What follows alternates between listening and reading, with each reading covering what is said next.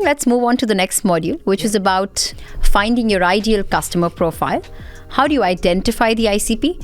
This by far is the single most important aspect of any go-to-market strategy. Because, the goal of any business is eventually to convince someone to buy a product or service. And the only way to achieve that goal is when you truly understand your customers. Now, how do we understand our customers? Let's go through that in detail. On the screen, you would be able to see a table which talks about every step of ICP in detail.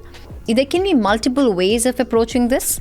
These are a few steps which I typically have used whenever I've launched into a new market or a new segment or a new business. And so far, they seem to resonate. The first step is, who is your target consumer? Identifying the target audience which may be experiencing the pain your product solves. Moving on to identifying what is the pain point, what is exactly the problem that a consumer faces on a daily basis, how does it impact, and what is the severity of that impact. Now, within the target audience, drill down further, go to a niche, go to the exact target audience, a sub-segment which is experiencing that pain point on a daily basis. From that, build a sample profile and create a persona which talks about hey, this is this person, it does this job, and experiences this on a daily basis. This is, how the day looks like. Then, very important, from identifying who the consumer is to identifying what does the day of the consumer look like. Where does your user spend the maximum time? And that time needn't always be about time on your business or time on your pain point. Even time the user is able to spend which is away from the problem that you're trying to solve, because that sort of gives you the touch points, which is, what are the areas where you can actually reach the consumer? What are the areas or what are the places where you can talk to the consumer? Then is your customer the same as your consumer, which is the person you're selling your product or service the same as the person who will be consuming or using the product? Then the next step, which is what are the alternate products available for the customer and the consumer? Now, those alternate products may or may not be a product or a competition, could very well be alternate ways to solve that problem. And then what will be that trigger? What will be that point or a base product or, a base area which will trigger your ICP to eventually try your product or service. Now, let me explain this better through an example which I had experienced firsthand when we were building Oyo.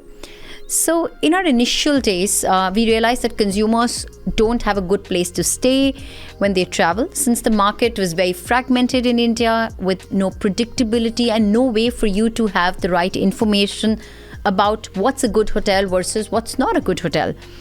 So we realized that users typically used to face the following problems when traveling. Cleanliness. So hotels were not always clean. Wi-Fi was very patchy, so it made it difficult for people who were traveling for work or otherwise to connect to Wi-Fi while they were traveling. Third was breakfast wasn't always available, thus making mornings difficult for people. The experience was unpredictable, and when you're traveling for work or when you're traveling otherwise for leisure, the last thing you want is an unexpected surprise. And price was actually at the whim of the manager or the hotel manager who was there at the check-in, or a platform. There was no standardized pricing. So we realized that we have a broad consumer, which is people who travel on a regular base and also face the following problems. But it could be anybody, right? It could be people who are traveling for pilgrimage, people who are traveling for work, people who are traveling for leisure, people who are traveling with family. There could be multiple target consumers. We decided that we need one segment to enter the market with and have a clear messaging for that segment. So within all types of travel, we realized that we were actually solving a main pain for budget travelers traveling frequently, which is more than once a month, in major urban cities as our initial audience. And one of that subsegment was people who were employees of small and medium businesses in the country. And using that, we were able to build a persona or an ICP. You can go through the persona in the details below. And then we started thinking about what does the day of somebody who is an employee at a small and medium business look like. And then we realized that most people at that time were spending most of their time at work, which was basically large offices, structured offices, or they were consuming a lot of time in traffic. They were spending 2 hours traveling, which meant that they were listening to radio, or they were primarily on Facebook, which was the main primary channel 9 years back. And the other products they were using, they were transacting a lot on using credit cards or transacting with the bank, or would be using something like corporate coupon booklets or food coupons. So this sort of gave us a very good overview of these were the places where we could touch the customers and communicate with the customers when needed while addressing the pain points that they were facing. So I think this is how the journey started with one segment.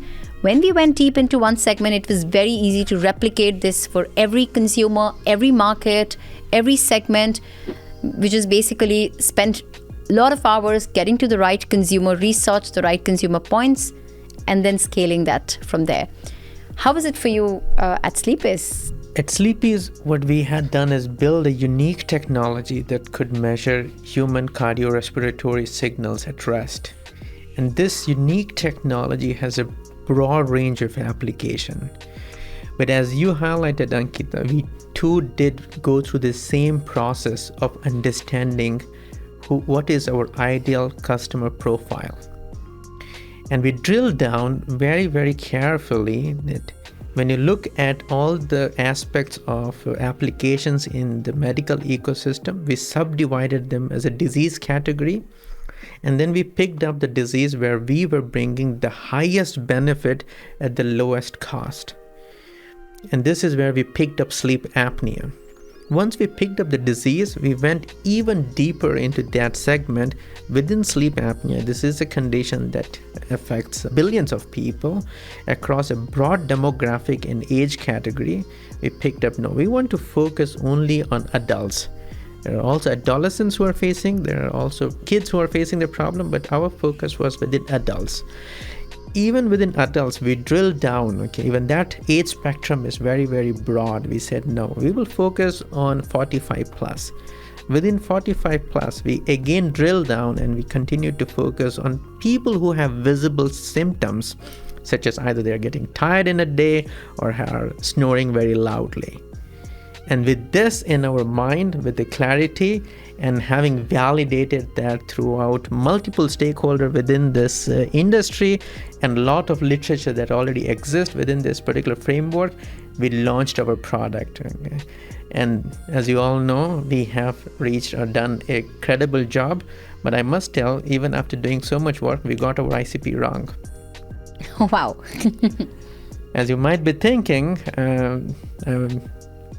we were doing everything correct, but the market reality is people who buy our services are people who care for other people to ensure that they live healthy. For example, partners would buy our services for their other partner who tend to snore.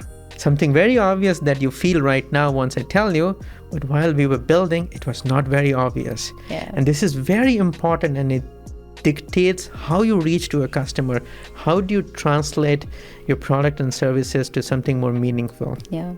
That's actually another example of how a customer is different from a consumer. Exactly. In your case, yeah. We actually have 2 more examples, which you can go through in the details. Examples of, again, 2 very popular startups you may all be aware of, Revolut and UiPath, one B2C, another B2B, for you to go through the process. We can't emphasize more, this is the most important piece of your go-to-market strategy. In addition to these above, we also wanted to focus on a few principles that apply irrespective of how you approach getting to an ICP. So the first principle is you can't build a product that targets everyone. Even companies that today you feel target, everyone, Don't do that. companies, yes, absolutely. And but they all started by targeting a niche, maybe even a super niche. The second one, defining your ICP, is one of the two most important steps that will ensure the success of your company. The second one, of course, is product. When you target or plan your go-to-market, target only one ideal customer profile in the beginning. It's an iterative process. So don't worry if it takes time. Just like Soumya talked about how they realized through the journey, through market entry, that their customer was actually different than what they initially thought the customer could be. It means that it's an iterative process. There is absolutely no replacement of knowing your customer well. The companies that are actually closest to their customers eventually win. Also, I think one very important topic, it isn't only about what the customer tells you, but also about what you observe and what are the underlying hints that you're able to take.